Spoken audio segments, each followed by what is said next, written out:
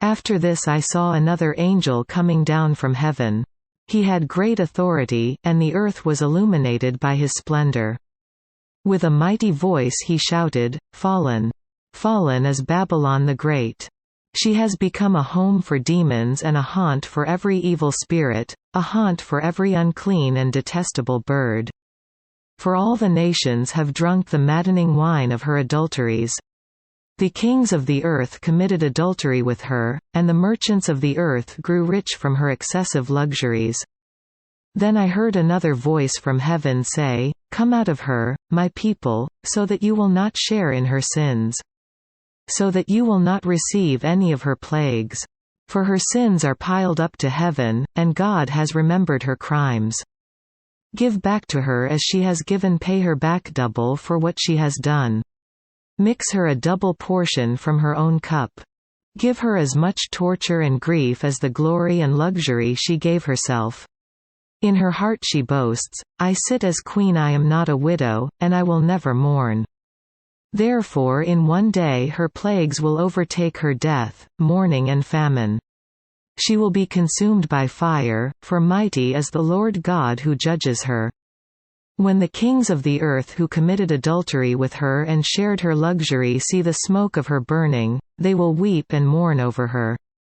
Terrified at her torment, they will stand far off and cry, 'Woe!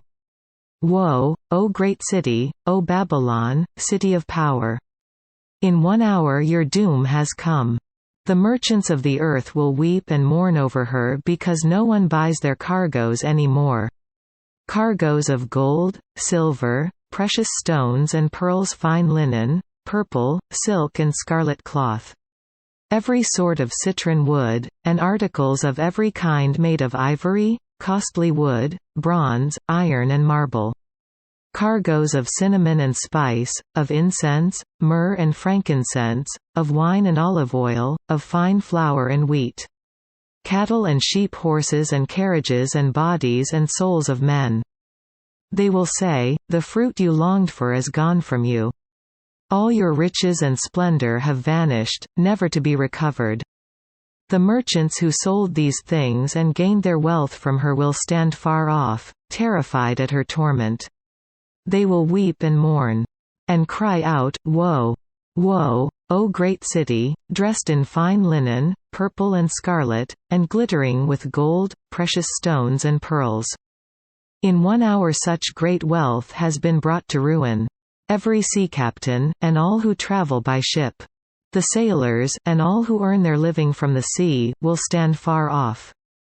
When they see the smoke of her burning, they will exclaim, 'Was there ever a city like this great city?' They will throw dust on their heads, and with weeping and mourning cry out, 'Woe! Woe, O great city! Where all who had ships on the sea became rich through her wealth. In 1 hour she has been brought to ruin. Rejoice over her, O heaven! Rejoice, saints and apostles and prophets! God has judged her for the way she treated you.' Then a mighty angel picked up a boulder the size of a large millstone and threw it into the sea, and said, with such violence, 'The great city of Babylon will be thrown down, never to be found again. The music of harpists and musicians, flute players and trumpeters, will never be heard in you again. No workman of any trade will ever be found in you again. The sound of a millstone will never be heard in you again. The light of a lamp will never shine in you again. The voice of bridegroom and bride will never be heard in you again. Your merchants were the world's great men. By your magic spell all the nations were led astray. In her was found the blood of prophets and of the saints, and of all who have been killed on the earth.